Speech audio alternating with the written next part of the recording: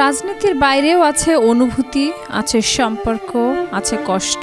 Kim Jong উনের মানবিক আচরণ তাই মনে করিয়ে দিল। তার হুমকি ধামকি আর কঠোরতার কথা এতদিন সবাই জানলেও এবার রাশিয়া ইউক্রেন যুদ্ধের প্রেক্ষাপটে এক আবেগঘন মুহূর্তের সাক্ষী হলো পুরো বিশ্ব। দেখল কিমের চোখে অশ্রু।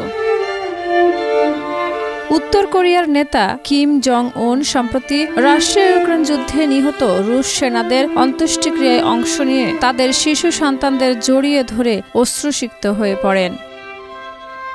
বিশ্ব যখন যুদ্ধ, দখল ও আধিপত্যের রাজনীতিতে ব্যস্ত, তখন এমন কিছু মুহূর্ত মানুষের মনে করিয়ে দেয় মানুষের মানবিকতা।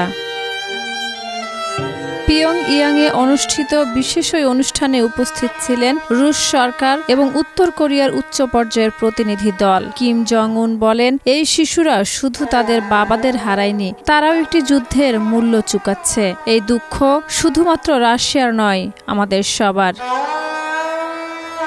বিশ্লেষকদের মতে কিম জং উনের এই আবেগপ্রবণ মুহূর্ত রাজনৈতিক বার্তাও বহন করে। রাশিয়ার সঙ্গে সামরিক কূটনৈতিক সম্পর্ক আরও দৃঢ় করতে চাইছে উত্তর কোরিয়া। সাম্প্রতিক মাসগুলোতে দুই দেশের মধ্যে সামরিক সহযোগিতা বেড়েছে বলেও জানা গেছে।